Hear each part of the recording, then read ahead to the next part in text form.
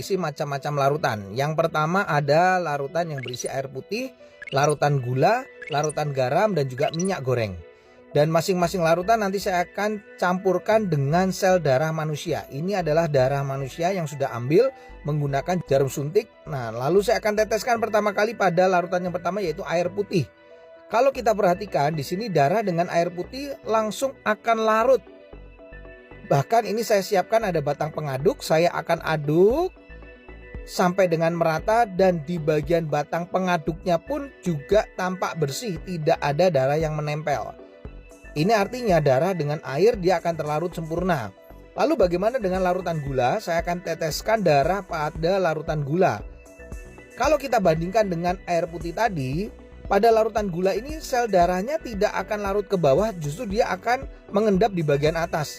Dan akan saya gunakan batang pengaduk. Nah, Anda bisa lihat ini beda sekali.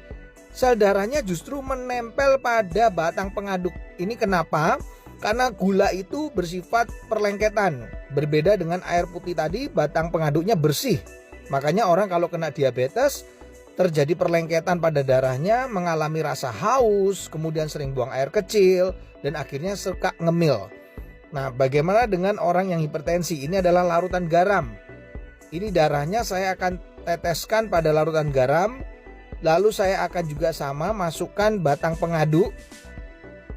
Dan ini berbeda dengan diabetes, di mana sel darah yang menempel pada batang pengaduknya tidak selengket pada gula, larutan gula.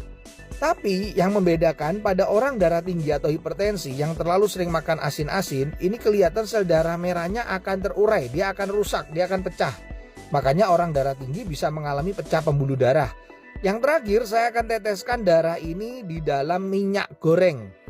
Nah, kalau saya teteskan ini langsung bisa terlihat sel darahnya nggak bisa larut, tidak juga ya mengendap di bagian atas, tapi justru menggumpal-gumpal. Ini membuktikan bahwa orang yang tinggi kolesterolnya akan mengakibatkan penggumpalan sel darah. Jadi sel darahnya akan menggumpal-gumpal, dan ini yang bisa menimbulkan penyumbatan pada pembuluh darah. Ini adalah percobaan sederhana yang saya lakukan dengan menggunakan 4 macam larutan yang berbeda. Semoga percobaan ini bisa menjadi inspirasi untuk kita agar tetap sehat.